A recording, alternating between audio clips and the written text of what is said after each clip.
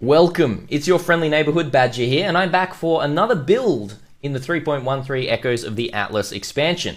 Now, this is not the discharge build you've been seeing in the past videos where I've been destroying all the endgame bosses. No, this build is not about bossing.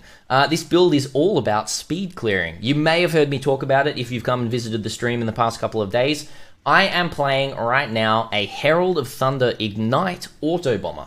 Now, for those of you who don't know what Autobombers are, I will explain it after this map that we're going to do, and I'll explain all the mechanics in it. I might explain a little bit during while we're mapping, but basically, it's a no-button build, or you just use your mouse to run around, and everything kind of dies around you. And we use that through Herald of Thunder. Herald of Thunder is proccing ignites, which are then proccing explosions. Now, we are going to do a T15 map here, and we're going to do a Legion in here as well. I'm going to waste some currency on this so you can hopefully see the build in action. There's a potential we definitely do die in this map here because the build is still quite squishy. We've actually already tried to record this video, I think, 3 times.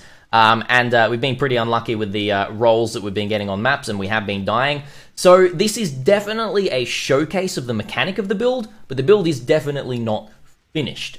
We'll get into it, we'll see how well it goes, and then we'll just explain how it all works after that. Now, I'm still trying to decide whether I invest more currency into this or whether I actually go back to the Discharger, because I did just roll a pretty insane staff very recently for that character. But let's jump in and try this Autobomber right here. So basically, the Autobomber, as I said, it revolves around Herald of Thunder. And to proc Herald of Thunder, because we've got the Storm Secret Ring, all I need to do is just shock enemies. So I shock the enemies there, and then Herald of Thunder starts proccing and exploding enemies around me. So all I'm going to do now is just run through, and everything should hopefully just explode around me. There we go. There we go, there we go, there we go. A little bit of explosion there. Now, my sustain of my energy shield and life at the moment is not amazing, because I am taking damage from the Storm Secret Ring whenever my Herald of Thunder hits. And there's a few things I do need. Say, for example, I still want to grab a Cinder Swallow to be able to keep my sustain up. But let's see if we can find this Legion here so I can show you a little bit of Legion action as well. The fun thing, as you see there, we don't need to worry at all about Porcupines because explodes just absolutely nullify their on-death effects. And we're exploding right now through Obliteration Wands and the Impulsor's Wand as well. Alright, where's this Legion gone? Let's have a little look here, shall we? I did not even proc the Legion on the map. Did I not even proc the Legion on the map? I guess I... No, it's over here. I did proc it. Never mind. Alright, let's go. Let's have a look at this one here. So basically, as you can see there, everything kind of exploded around me, and I just have to walk around. There's a couple more over here. They should all die. What do we got? One more over there. And that should be everything. And then everything should just pop again for a lot of things as I just run through and explode it all there.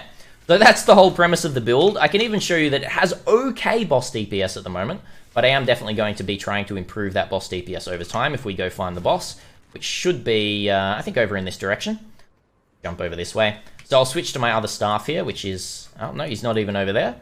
This boss is being very elusive. Jump back over here. And it's all the way over this way here. So right now I do have a 6-link impulsors. I've got a few other items on here, so it's, it's relatively expensive, although there is a cheap version of it. I'm going to put a paste bin down below for a fairly cheap version. As you can see here, I can kind of just run around the boss as my Herald of Thunder starts to chunk it down with the ignites. So, the DPS is not amazing on bosses. It definitely is going to get a lot better with investment. But it is all about that clearing, as I did say. Now, this is, as I said again, by no means a finished build. By no means a finished build. But I wanted to basically put this here to showcase it to you, and then maybe you can take it away. You can see if you can improve it yourselves or have a fun time with it. But now I'm just going to talk about how it actually all works. So, as I said, it uses Herald of Thunder. Now, there's a few interesting mechanics here that all work in tandem with each other, and I'm going to go through them all for you. The main thing is the Herald of Thunder, as I'm saying, and Herald of Thunder is linked to basically things that are improving Ignite DPS. Now, you might be thinking, why are you using Herald of Thunder? It deals straight lightning damage. I even look at the tooltip of Herald of Thunder, and it only deals lightning damage right there. However, of course, with the new elementalist ascendancy, we can have a look right here, we can use Shaper of Flames. So our hits always ignite, and all damage with hits can ignite, which does mean that that lightning damage that we hit with actually ignites the enemies and then can burn them down. Now, what this also means is Shaper of Flames also applies to explosions from impulses. So when you kill shocked enemies, you deal 5% of their life as lightning damage around that enemy, so it explodes, which cannot shock, is what it says there, but it can ignite. And then also with obliterations, if you choose them as well for clear, then you can use them to basically proliferate those ignites as well. And we can also proliferate our shocks by shocking with obliterations and shocking with all of our hits, and then also using Storm's Gift to then spread that as well. Now, if you want some Ignite spread, you can switch in Berek's Respite out for the Storm Secret ring here, but Storm Secret is just great for the sustain of your Herald of Thunder. Herald of Thunder usually only starts proccing when you kill a shocked enemy, but Storm Secret means that it will proc just when you shock an enemy, which is super, super nice there as well. Now, the rest of the gear, as I said, I'm just using a pretty cheap Searing Touch at the moment, just for a little bit more damage on bosses. Storm's Gift are what, like 5, 10 chaos at the moment. Replica Emberwake was a little bit more expensive. It was around about 60 chaos. Storm Secret, around about 5 chaos. The most expensive part, by far, is an Impulses, but you can definitely do this on a 5-link Impulses, which is around about maybe 40, 50C. This is more like 6x right here. And then Venomous' Spinnerets, and a aspect of the Spider skill on our helmet here. Just means that we just get a lot more damage and gaining energy shield when we hit enemies with Spider's webs, just to help the sustain from taking that extra damage from Storm Secret right there as well. So that's pretty much how the build is working. The tree is fairly simple, just using one cluster jewel setup with a lone messenger at the end of it there, but I will put the link down to this paste bin down below for you guys.